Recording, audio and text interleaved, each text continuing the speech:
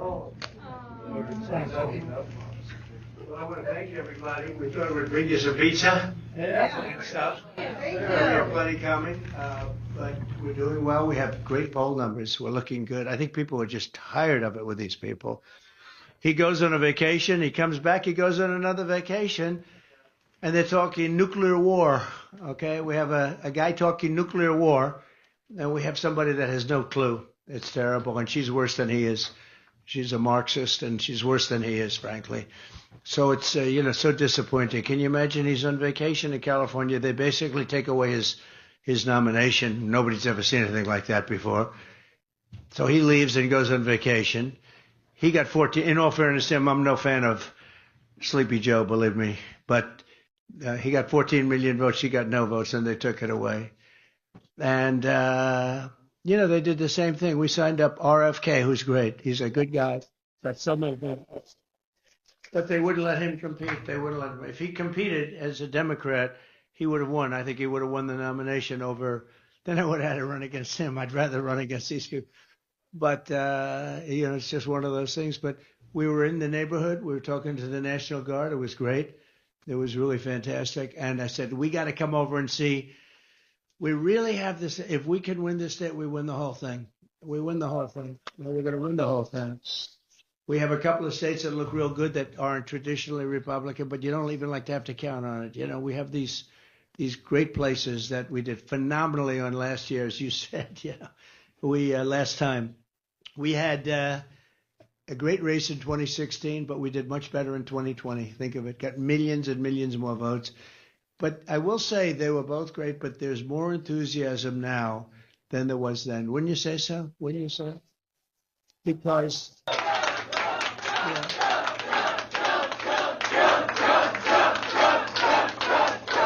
And really the difference is that we see how incompetent they are. We see what's going on. We see how just grossly incompetent.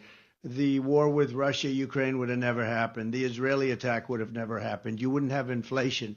You wouldn't have had that Afghanistan horror show that the press never talks about. They refuse to talk about it. And we are going to do something that I think will be just unbelievable. I told a very respected person in terms of leadership in Europe is from Hungary, Viktor Orban, and he said if Trump were back, there'd be no wars because they respected us. He used stronger language than that. I won't use it because I'm embarrassed, but he used much stronger language than that. But they respected us, and they're going to respect us again because right now we're a laughing stock all over the world. We're a laughing stock, and she's worse than Biden. I think Kamala. I call her Comrade Kamala because she's a total Marxist. I mean, the whole thing is her father's a Marxist professor. He taught her well. And then she goes flip-flopping all over the place. Every single thing that she believed in 2 years ago and a year ago, she now says, oh, no, I'd love to go fracking. She's not going to frack. She's not going to do anything. And the country's going to go down. The country will go down. She is. But the country will go down. So I just wanted to pay my respects. We love you all. We're going to be back. We're going to be back. And, look, we have John. We have everybody, huh? Lisa. And that was great. We all were together on the last one, and it was great. And, Tulsi. So Tulsi just endorsed me. Tulsi just endorsed me in front of the National Guard. That made it permanent, when you're in front of the National Guard. She gave us a great endorsement, actually. And I've had a lot of respect for her for a long time. And, to a large extent, you are about common sense, too. John's about common sense. Lisa's a killer. Lisa. How good is she, right? But this is an incredible group, and we just appreciate it. Again, if we win here, Tulsi, we do all these things, and who knows, right? But you win here. The automakers and the auto workers, you can forget the auto industry if we don't win. We're going to bring tremendous amounts of plants in. We're going to bring them in because we're going to do it with tariffs. It's so simple. They're building now 2 of the largest plants in the world in Mexico, and China owns them. And they think they're going to make cars, and they're going to sell them into the United States. And there's not going to be a price to pay. We're not going to let them do it. They're going to take all our jobs. These plants are massive. A couple of them could take half of Detroit. You know, it's the real deal. A friend of mine builds plants. I said, I want to go see a plant. I want to see what it's like. Oh, good. We'll go to Mexico. I said, no, I want to see one here.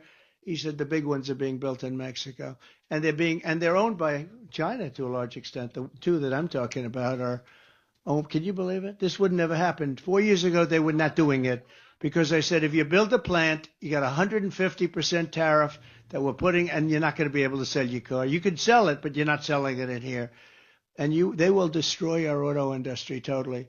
And we're going to double it up. I'll bet you we will double it up within the 2.5-year period. In 2.5 years, it'll be doubled up.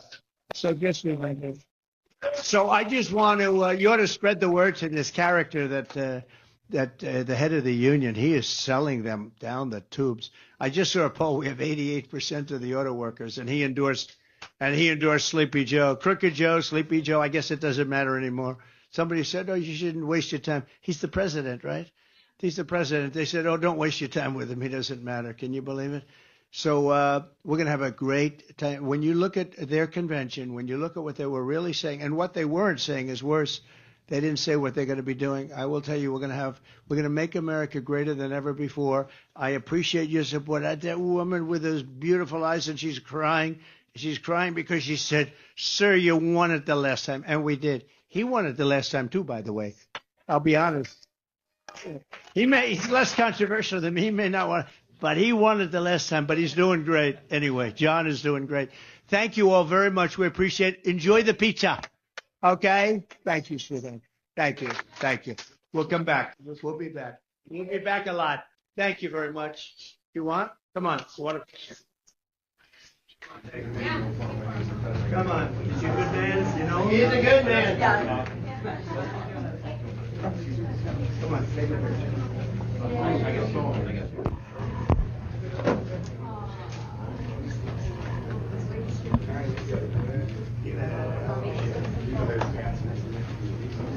Come on up.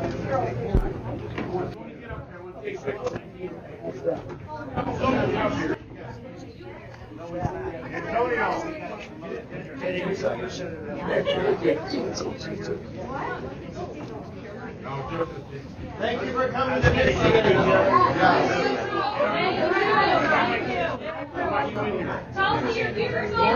We're coming to Michigan.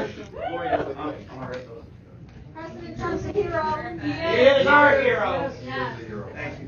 Thank you. Thank you. Thank you, buddy. Come on in. Come on in. This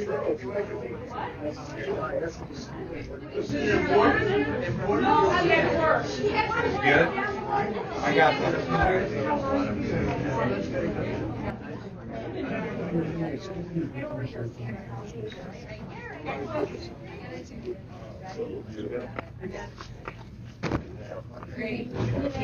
Sir, which one is that?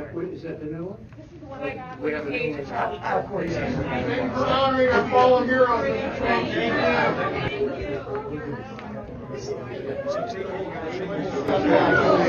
Back up a little bit later. Back up a little bit later. Back up everyone.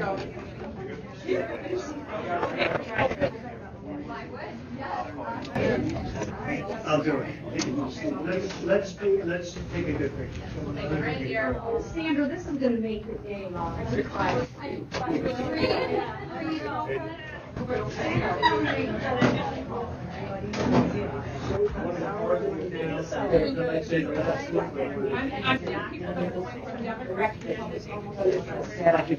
Like I've never seen before.